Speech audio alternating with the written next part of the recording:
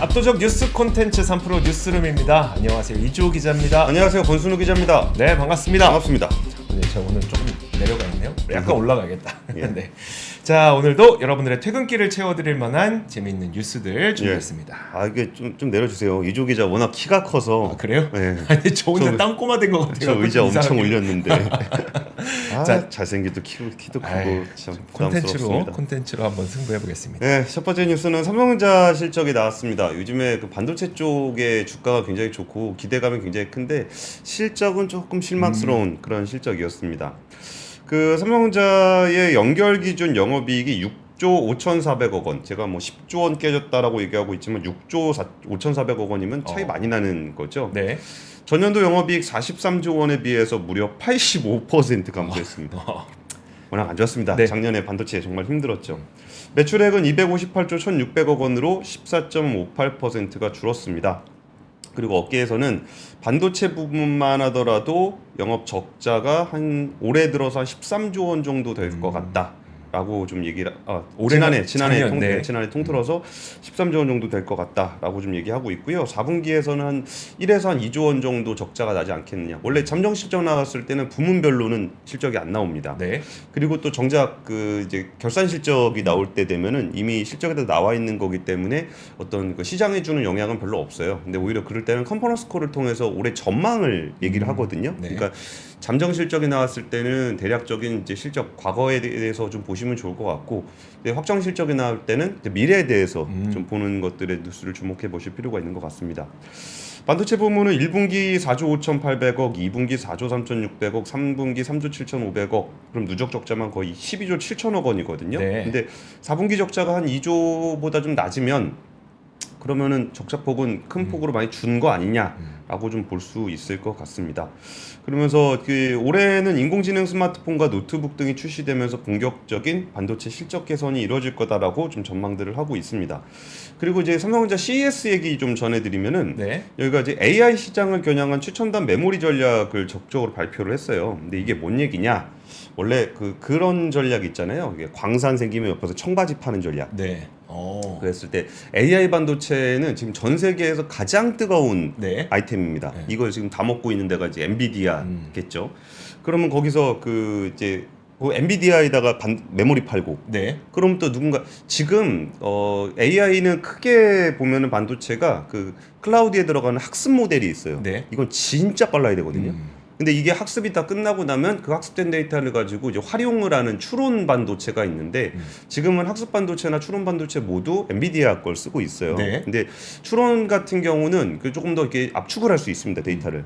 그래가지고 조금 더 그 어떤 성능 면에서 그 학습만큼 너무 높은 고사양을 요구하지 않기 때문에 이 다음 추론 반도체가 뭐가 될 거냐도 굉장히 큰 관심들을 받고 있어요.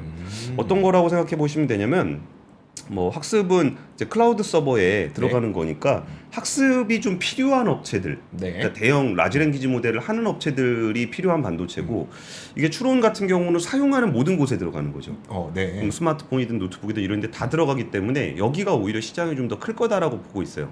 그러면 여기에 지금 뭐 HBM 같은 경우는 굉장히 좋은 메모리 반도체인 건 맞는데 네. 비쌉니다. 12층으로 막 쌓아서 만들어야 되기 때문에 수율도 별로 안 좋고, 그러면은 이거를 뭐 온디바이스 AI라고도 얘기하는 그 추론 모델이 됐을 때 거기에 메모리 뭐 들어갈 거냐. 그럼 제 핸드폰에 만약에 들어간다. 예. 근데 그 HBM 못 넣고 그쵸. 비싸서 그러면 막 1,000만 원짜리인데 써야 될 수도 있으니까. 그러니까. 그건 안 되고 그러면 거기에 무엇이 들어갈 거냐? 예, 네. 거기에서 나오고 있는 게 뭐 LPDDR, 지금 스마트폰에 들어가는 LPDDR 디램인데 스마트폰에 들어가는 거라든지 아니면 DDR5 디램, 이건 노트북 같은 데 들어가는 건 이런 거 있고, 네. 그리고 이제 HBM3E 버전인 샤인볼트, 그리고 MRDIMM, 그리고 PCLE Gen5 SSD. 그러니까 요거 Gen5 SSD 같은 경우는 차량용에 들어가는 겁니다. 네. 그래서 이게 어떤 그 추론 모델이 나오든 어차피 메모리는 우리가 판다. 이런 것에 대한 것들을 이번에 CES에서 발표를 했습니다. 그리고 이달 초에 최초의 AI 노트북인 갤럭시 북4 시리즈를 공개를 했었고 18일에는 최초의 AI 스마트폰인 갤럭시 S24를 선보이면서 AI 쪽에서 좀 메모리 반도체 수요가 좀 나오지 않겠냐라고 좀 예상을 하고 있는데요. 사실 아까 말씀드렸던 것처럼 그 디램은 나왔는데 네. AI 반도체가 없어요. 어. 그러니까 예를 들어서 네이버하고 삼성전자하고 하고 있는 지금 추론형 반도체 같은 경우가 메모리를 LPDDR을 쓰고 있거든요. 네. 그러니까 이제 요게 대박이 나면 그러면 이제 같이 LPDDR도 다른 데서도 막 쓰겠네요. 쓸 수 있다는 거라 아직 AI 반도체가 뭔지 잘 모르기 때문에 뭐가 대박이 날지 몰라서 다 준비했어 모드로 삼성전자는 좀 가고 있습니다. 네, 알겠습니다. 자, 다음 뉴스도 한번 보도록 하겠습니다. 다음은 LG에너지 솔루션이 이제 잠정 실적을 발표를 했는데요. 그 부분도 함께 보시죠. 자, 지난해 아무래도 글로벌 전기차 수요 성장률이 다소 둔화되지 않았습니까? 뭐 고작 40% 정도밖에 성장을 못했으니까. 네. 이렇게 시장 환경이 좀 악화되다 보니까 4분기 실적은 다소 둔화된 모습이 보였었고요. 다만 연간으로 따져보면은 사상 최대 실적을 또 기록하기도 했습니다. 하나씩 보도록 하죠. 일단 분기별 실적을 보겠습니다. 분기별 실적을 보면 화면과 함께 보시면요. 매출액은 8조 14억 원을 기록했습니다. 그리고 영업이익은 3,382억 원을 기록했고요. 자, 그래서 이 전년 동기 대비 비교를 해보면 매출은 6.3% 감소하긴 했는데 영업이익은 42.5% 늘어났습니다. 다만 전 분기에 비해서는 매출액과 이익 모두 감소한 걸 볼 수가 있는데요. 아무래도 이게 바로 전기차 수요 성장률 둔화에 따라서 4분기 실적이 다소 악화됐기 때문에 이런 실적을 거뒀다고 보시면 될 것 같습니다. 다들 이렇게 둔화라고 해서 우리도 둔화라고 얘긴 하지만 아니, 저희 그래서 분명히 성장률 둔화라고 다시 그러니까. 한번 짚어드리잖아요. 네, 그 성장률 30-40% 성장이 둔화라고 얘기하는 게 우리가 얼마나 2차 전지에 대한 기대감이 컸는가. 그렇죠. 그걸 또 방증하는 거죠. 예. 그렇습니다. 자, 여기 실적을 볼 때는 항상 IRA 보조금 효과를 좀 봐야 됩니다. 그래서 어느 정도 들어가는지를 보면은 이번에 그 텍스 크레딧으로 받은 금액이 2,501억 원 정도가 됩니다. 앞서 그 영업이익을 보시면은 3,382억 원이잖아요. 그래서 만약에 보조금을 제외하면 881억 원 정도의 이익을 올렸다고 보시면 될 것 같은데 적네요. 근데 저는 그것보다도 보조금이 지급되는 양이 늘어나고 있다는 데 조금 더 집중을 해야 될 것 같습니다. 왜냐하면 보조금이라고 하는 것은 생산량에 따라서 이제 보조금이 늘어나게 되는 거잖아요. 지금 보면 3분기에는 2,155억 원을 받았었거든요. 근데 앞서 말씀드린 게 4분기에 2,500억 원 받았다고 그랬잖아요. 보조금의 양이 늘어나고 있습니다. 제너럴 모터스와 함께 설립한 합작법인의 일기가 안정적으로 가동이 늘어나고 있다 보니까 이 북미 지역에서 생산과 판매가 증가하면서 보조금이 늘어나고 있다고 보시면 될 것 같고 앞으로도 이 생산과 판매는 주는 게 아니라 늘어날 가능성이 높잖아요. 그러니까 보조금도 늘어날 가능성이 높다. 이 정도의 방향성으로 생각하시면 될 것 같습니다. 하지만 연간 기준으로는 이제 실적이 사상 최대 실적을 기록했는데 연간 매출은 33조 7,455억 원, 전년 대비 31% 넘게 늘었고요. 영업이익은 2조 1,632억 원으로 전년보다 78% 이상 늘었습니다. 연간 매출 30조 그리고 영업이익 2조 원 돌파한 거는 사상 처음입니다.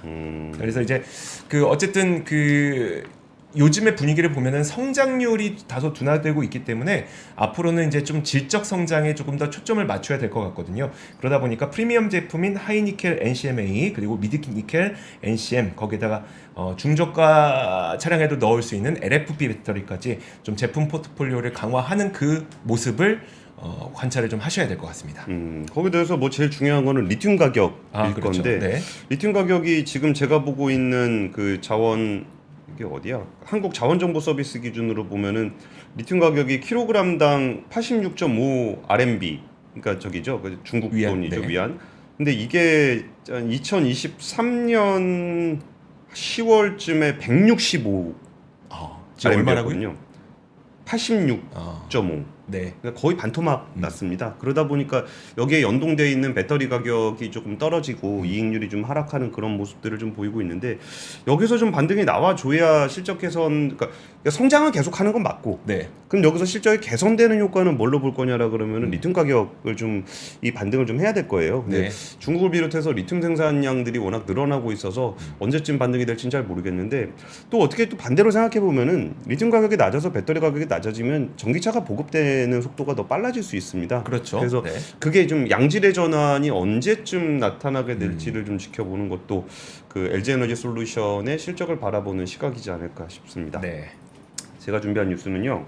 그 CS 뉴스들이 정말 하나하나 주옥 같은 내용들이 많아요. 네. 이게 진짜 그 글로벌 최고의 회사들이 앞으로의 미래를 어떻게 그려가고 어느 정도 준비가 돼 있는지를 좀 보여주는 자리인데 여기서 그 좀 뉴스 시간을 좀 짧게 해서 좀 설명을 하다 보니까 이제 국내 기업 뉴스는 여기저기 많이 나오는 것 같아요. 네. 뭐 LG 삼성 투명 디스플레이 만들고 인공지능 로봇 조그만 거 뭐 돌돌돌 돌아다니는 거 만들고 뭐 이런 거 있는데 그러니까 오늘 제가 좀 소개해드릴 뉴스는 보쉬입니다. 보쉬. 보시요. 그러니까 왜 보쉬를 좀 소개를 해드리고 싶었냐면은 그러니까 자동차 부품업체 1위 네. 업체가 보쉬예요. 네. 우리나라에서는 전동 공구를 보통 그쵸. 쓰지만 이게 독일 3사에 숨겨진 그 디젤 마피아라고 네. 불릴 정도로 보쉬는 디젤의 최강자였습니다. 아, 그랬는데 이제 그 디젤의 시대가 끝나고 보쉬는 그 자동차 부품 1위 업체로서 거의 생사의 기로에 그 전기차로 전환하게 되면 보쉬의 부품을 많이 사용을 안 하게 되나요? 그렇죠. 그리고 이제 핵심 경쟁력이 그 저기였기 디젤이었기 때문에 그러니까 이번에 보쉬가 내놨던 그 전략은 디지털화와 전기화, 수소를 꼽았습니다. 그러면서 이거 영상을 제가 준비했으면 참 좋았을 건데 이게 저작권 문제가 좀 네. 있어가지고 오토 발레 충전. 오토 발렛 충전이요? 예, 좋다. 주차장에 딱 내두면 네. 사람 가고 네. 그 충전기 비잖아요. 네. 지가 들어가. 가서 충전을 하고 그리고 또 여기 자리 차주고 있으면 안 되잖아요. 네. 그럼 지가 빠져. 이야. 이게 오토 발레 충전으로 이번에 CTA로부터 CES 2024 혁신상을 받았어요. 그러니까 기술적으로는 어느 정도 좀 됐다는 건데 여기서 또 하나 의미하는 게 뭐가 있냐면은 그 예전에 CES에서는 진짜 완전 자율주행차가 주로 나왔어요. 네. 그래가지고 이제 우리가 이제 이른바 레벨 5, 레벨 4, 레벨 4, 레벨 5 수준의 완전 자율주행차를 얘기하다가 이게 잘 안 될 거다라는 것이 좀 어느 정도는 정설화돼 있거든요. 네. 다 망했어요. 옛날에 뭐 거기 그 포드하고 폭스바겐 합작하던 그런 회사들도 망하고 지금 뭐 GM 같은 경우도 자율주행 파트를 그 자율주행으로 안 하고 자율주행 보조, 운전 보조. 얼마 전에 그 모빌아이의 매출이 거의 절반 가까이 반토막 날 거라고 전망이 나왔던 것도 예. 비슷한 맥락일까요? 그러니까 완전 자율주행 쪽에서는 조금 이제 좀 한계가 있다라고 네. 보는 것 같아요. 그러니까 단기간 내로는 안 될 것 같다라고 보고 있는 것 같아요. 그러다 보니까 그럼 이 자율주행 기능을 완전 자율주행이 아니더라도 자동차의 사용의 편의성을 높이는 쪽으로 포커싱을 하고 있는 거예요. 네. 그러니까 완전 자율주행은 아니지만 주차장에서 이 충전만 하는 것만으로도 너무 좋잖아요. 훨씬 쉽죠. 그러니까. 네, 훨씬 편하죠. 그러니까 이런 부분들로 어쩌면 지금 자동차 회사들의 흐름들이 변하고 있는 거예요. 그러니까 이게 진짜 완전 자율주행이 진짜 100% 라보 택시까지 안 가더라도 네. 이거를 특정한 구간에서 사용자들이 좀 더 편리하게 느낄 수 있는 기술이 뭐가 있을 것인가라는 거. 그러니까 예를 들면 AI라고 하더라도 AI가 이제 아예 인간을 대체하는 수준의 AI가 아니라도 네. 우리가 쓸 때 편리한 기능들은 분명히 있잖아요. 그래서 지금 그런 흐름을 좀 보이고 있다라는 점을 좀 말씀을 드리고요.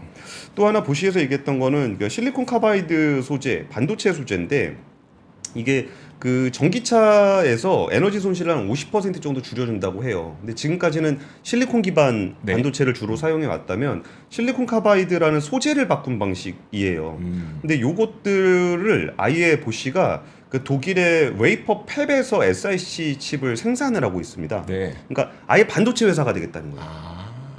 그러니까 반도체가 자동차 부품입니다. 네.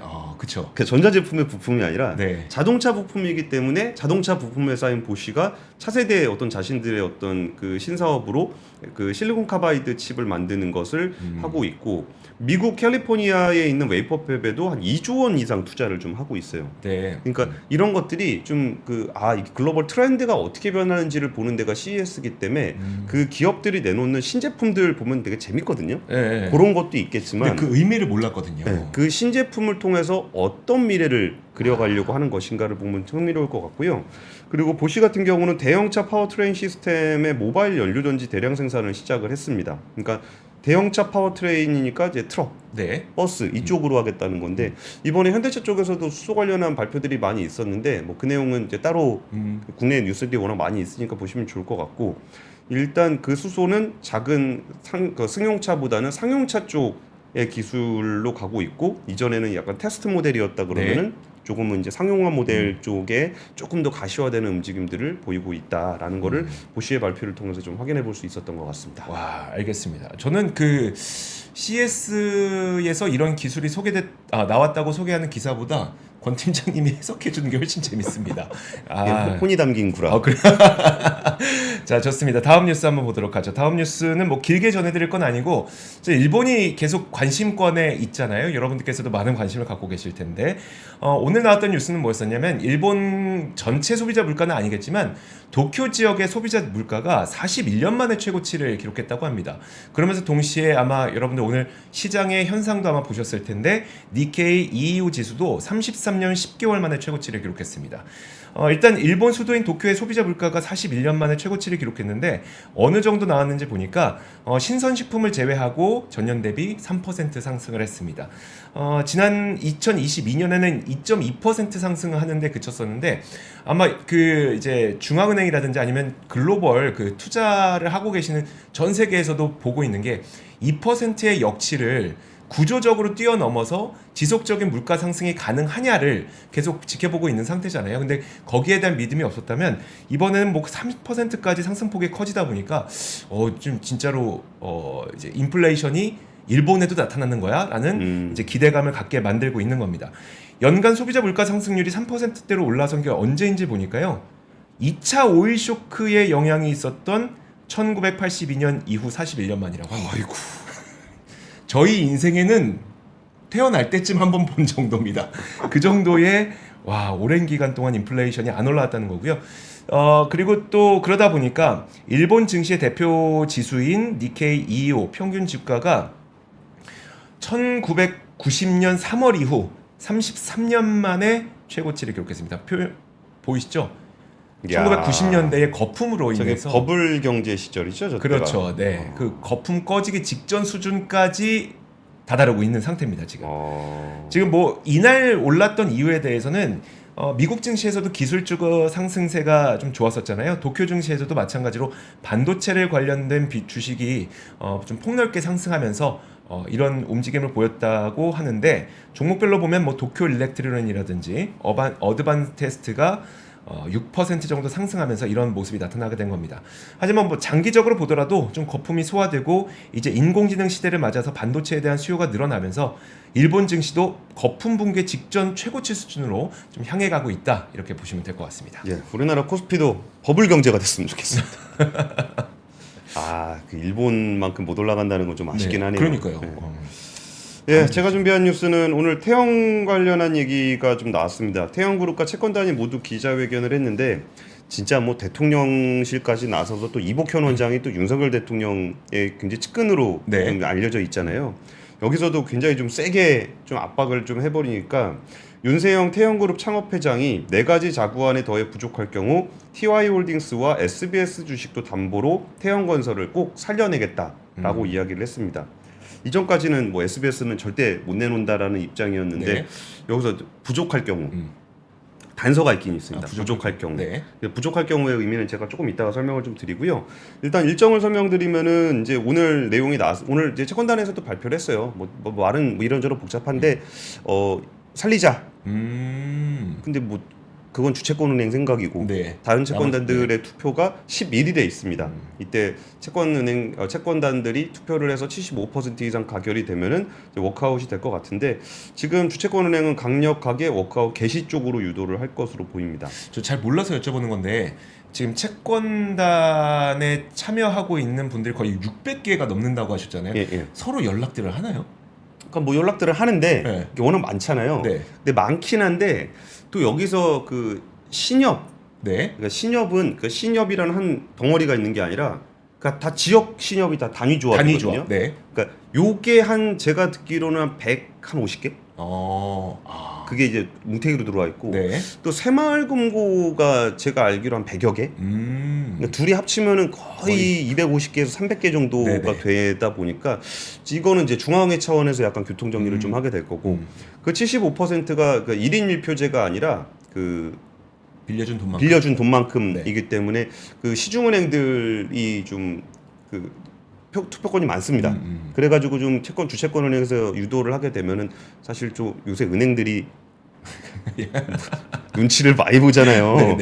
그래가지고 이거를 뭐 부결시킬 것 같지는 않은데 그건 또 돼봐야 알 수 있을 것 같습니다. 근데 어쨌든 정부나 주채권은행은 워크아웃을 개시하는 쪽으로 유도를 할 네네. 거다라는 거고요. 그 윤세영 회장의 말 중에 필요하다면이라는 것 때문에 그 기자회견에서도 질문이 많았어요. 근데 이게 왜 그러냐면은 처음부터 워크아웃의 개시 조건은 태영 인더스트리 매각 대금을 비롯한 4가지 조건이었어요. 네. 근데 태영그룹 쪽에서 그 매각 대금 1,500억 중에 한 890억을 그 태영건설 지원하는데 안 쓰고 그 TY홀딩스 연대보증 네. 거 쓰는 걸로 썼거든요. 그러니까 이게 그러다가 이 사단이 난 거예요. 4가지 약속한 거 하면은 워크아웃 개시하려 그랬는데 네. 그 중에 890억 빼가지고 딴 데 썼으니까 그쵸. 네. 이 사단이 난 거라 이제 지금 왜 그 돈을 자꾸 내라고 이야기를 하냐면은 그 워크아웃을 개시하게 되면은 3개월 동안 실사를 합니다. 네. 그러면 여기서 이렇게 실사를 하고서 얼마나 돈이 필요한지를 알아야 네. 신규 자금을 넣든지 말든지 할 거잖아요. 그러면 그때까지는 태영건설이 자체적으로 살아남아야 돼요. 그럼 그때 필요한 돈이 네. 얼마냐라는 것을 가지고 4가지 자본을 냈던 거고 태영건설의 운영 자금이 만약 부족하다. 네. 근데 뭐 하다 보니까 3개월 내로 부족하다 그러면은 누군가 또 운영 자금을 넣어야 될 거 아니에요. 네. 그러니까 이번에 추가로 필요하다면 운영 자금이 예상보다 더 들어간다면이라고 얘기를 한 거고 그리고 사실 여기서 끝나는 게 아닌 게 그럼 여기서 필요하다면이라고 하는 건 3개월간의 자금이 빌 경우만 내는 겁니까? 그렇진 않은데 그렇지. 네. 그러니까 필요하다면의 의미가 거기에 들어가는 게 하나 있고 또 하나는 이제 그 실사를 해봤는데 예상보다 부실이 더 많네. 네. 그러면은 또 추가로 내야 될 수도 있죠. 그게 바로 필요하다면이라는 것의 의미라고 할 수 있을 것 같습니다. 근데 여기서 우리가 조금 더 눈여겨볼 필요가 있는 게 만약에 워크아웃에 들어가게 되면 그 정부가 막 정말 전방위적으로 대통령실까지 나서가지고 워크아웃 들어오도록 만들었잖아요. 네. 그러니까 워크아웃이라는 거는 기업을 다시 회생시키는 절차란 말이에요. 네. 그럼 이렇게 압박을 해서 들어오게 했는데 만약에 죽는다. 음. 그러면 그것도 정부의 부담이 되게 커요. 그러겠네요. 그러면 그때는 무슨 일이 벌어질 수 있냐면은 여기를 다 조사를 해보니까 실사를 해보니까 부실이 너무 큰데 네. 이거 좀 법정 관리를 해야 될 것 같은데라는 생각이 들어도 정부 책임도 있잖아요 이제. 네. 그럼 못 들어가요. 그러면은 또 채권은행을 또 팔 비틀어 가지고 자금 지원을 하게 만들 수도 있거든요. 네. 그럼 이게 바로 이른바 그 대마불사의 어떤 상황이 또 펼쳐질 수도 있기 때문에 네. 이거는 그 적군과 아군의 개념이 아니에요. 그러니까 채권자하고 채무자가 이 기업을 살리기 위해서 어떻게 협력할 것인가, 누가 고통분담을 할 것인가의 이슈이기 때문에 네. 이게 누구는 선, 누구는 악 그래가지고 이걸 그냥 쭉 지켜보다가 이번에 TY홀딩스가 엄청 두드려 맞은 게 쌤통이다. 기분은 그럴 수 있겠지. 네. 근데 그런 관점에서 보다 보면은 결국은 이제 거기서 뭐 은행들 또 막 압박해가지고 돈 다 갖다 집어넣게 만드는 그런 일도 벌어질 수 있기 때문에 그렇죠. 좀 그런 부분들도 적군과 아군의 관점이 아니라 채권자와 채무자가 어떻게 기업을 회생시킬 수 있는지에 대해서 중지를 모아서 좀 그 파급력이 다른 시장, 뭐 협력업체라든지 네. 채권 시장으로 번지지 않도록 하는 게 좀 중요하게 봐야 될 포인트가 아닌가 싶습니다. 네, 알겠습니다. 자, 그리고 다음 뉴스도 보도록 하겠습니다. 어제 우리 권 팀장님이 잘 설명을 해주셨던 게 요 주택담보대출 갈아타기. 그거 꽤 쏠쏠할 거라고 말씀을 좀 드렸었는데. 네, 그러니까요. 근데 진짜 인기가 많아도 정말 많았다고 합니다. 일단 카카오뱅크는 서비스 첫날 이제 그 모두 그러니까 한도를 모두 다 소진할 정도로 굉장히 많은 인기가 있었다고 하고요. 그리고 다른 쪽에서도 마찬가지입니다. 근데 아마 그 지금 보면은 10억 원이 되지 않는 아파트의 주택담보대출을 갈아타기를 할 수가 있는 건데 이 플랫폼별로 한도가 정해져 있거든요. 근데 이 얼마가 정해져 있는지는 사실 공개되고 있지 않아서 예. 여러분들께서 한도 높은 플랫폼을 찾기는 좀 어려우실 것 같고 다만 지금 뭐 7개의 대출 비교 플랫폼과 또 16개 금융사 애플리케이션 통해서 금리를 비교하기는 좀 쉬울 테니까 여러분들한테 가장 좋은 금리를 좀 찾아가시면 좋을 것 같습니다. 오늘 카카오뱅크가 한도가 좀 빠르게 소진된 것도 3%대가 나왔다고 합니다. 이 고금리 시대에 3%대 주택담보대출 갈아타기는 정말 매력적이죠. 그러다 보니까 한도가 쉽게 소진된 거고 저는 이제 이걸 보면서 결국 이 카카오뱅크에서 좀 저렴하게 이자를 제공을 하니까 바로 고객들이 많이 몰려든 거잖아요. 그러면 이제 플랫폼들 간 혹은 은행들 간의 금리 경쟁이 좀 발생할 가능성도 있게 될 것 같아요. 그렇게 되면 이제 소비자들에게는 좋은 거죠. 금리 경쟁을 통해서 조금 더 저렴한 이자를 우리가 부담할 수 있게 되는 거니까요. 자, 그것뿐만 아니라 한 가지 더는 이제 전세 자금 대출 갈아타기도 시작을 해야 됩니다. 이게 오는 31일에 시작된다고 하니까 주택을 보유하고 계신 분들도 그렇겠지만 실제로 이제 거주하시는 분들은 전세자금 대출을 그쵸. 좀 갈아타야 되잖아요. 이런 것들도 많이 이용하셨으면 좋겠습니다. 예, 그리고 제가 얼마 전 오늘 누가 보내줬는데 네. 이게 대출액이 있으면은 그걸 예를 들어 20년 만기나 30년 만기로 하게 되면은 상환해야 되는 돈이 굉장히 많잖아요. 네. 이자까지 다 상환을 해야 되니까. 근데 그 상환해야 되는 거에 감면액이 한 2억 원 되더라고요. 감면액이라는 게 그러니까 갈아타기를 하면 아. 금리가 내려가니까. 거기서 얻을 수 있는 효용이요. 아, 2억 예, 원. 물론 뭐 20년 동안 거기 다 갚으면서 지내진 않으시겠지만 네. 와 그런 거 보면은 좀 진짜 갈아타고 싶으실 것 같습니다. 네. 그 1위 원유 생산국 사우디가 감산을 한 정도가 아니라 그 석유 가격을 인하하기로 했습니다. 이게 무슨 일이에요? 그러니까 배럴당 2달러를 인하하기로 했는데 사실 예전에 인플레이션 부담 있다 그래가지고 바이든 대통령 사우디 가서 네. 그 진짜 새파랗게 어린 네. 그 살만이 저보다 동생이니까 아, 그쵸. 모함마드 빈 살만 그 우리 왕세자에게 좀 이렇게 막 좀 생산 좀 해주십시오 네. 그랬는데 악수하고 가더니 바로 감산해 버렸잖아요. 그랬죠. 네. 그리고서 그 미국의 분노의 증산 음. 엄청나게 해가지고 증산을 해버리니까 그 가격이 굉장히 떨어진 거예요. 네. 그래서 원유 가격이 떨어지니까 감산은 했지만 사우디가 팔고자 하는 가격이 너무 비싼 거죠. 네. 그러니까 점유율이 막 계속 하락한 거예요. 아니 뭐 싼 기름 많은데 굳이 뭐하러 사우디 기름 써? 네. 그래서 점유율이 떨어지다 보니까 이거를 이제 사우디가 원유 수출 가격을 이제 인하할 수밖에 없게 됐는데 이 상황을 진짜 석유의 패권을 누가 쥐고 있는지를 돌아보게 되는 이슈인 것 같아요. 미국처럼 보이네요. 지금 보면. 그러니까 사실 셰일 혁명 이후에 미국은 이제 순에너지 수출국이 됐잖아요. 네. 그러니까 매당은 다 돼 있지만 예전에 살 사람이 없었던 천연가스를 우크라이나 전쟁이 나면서 네. 어휴 전 세계가 그냥 우리의 우방국인 유럽에다가 그냥 쫙쫙 네. 팔아버리고 지금 원유도 지금 생산하려고 작정하고 생산을 하다 보니까 가격이 툭툭 떨어지고 급기야 사우디까지 가격을 낮추는 일이 벌어져서 이 이슈를 진짜 그 에너지 패권의 변화를 어떻게 바라봐야 될 것인가라는 측면에서 본다면 굉장히 흥미롭지 않은가 싶습니다. 네, 알겠습니다. 자, 오늘 3프로 뉴스룸은 여기까지입니다. 저희는 내일 같은 시간에 오도록 할 텐데요. 오늘부터 날씨가 굉장히 또 추워진다고 하니까 건강 조심하시길 바라겠습니다. 예, 그리고 저희 그 3프로 TV 취재팀이 만들고 있는 압권 채널에 네. 삼성전자보다 돈 못 버는 사우디의 아. 어떤 사정에 대한 것도 업로드가 돼 있으니까 한번 보시면은 재밌을 것 같습니다. 자, 3프로 뉴스룸이었습니다. 고맙습니다. 감사합니다. 세계 최대의 테크쇼 CES 2024 3프로TV 취재팀이 미국으로 떠납니다. 기업 여러분도 함께 가시죠. 아, 시간과 비용이 부담이라 못 가신다고요? 그래서 3프로TV가 준비했습니다. CES 2024 총정리 끝판왕 3프로TV 영상 리포트. 정확하고 확실한 3프로TV 영상 리포트를 만나보세요. 관련 문의는 하단 메일을 참고해주세요.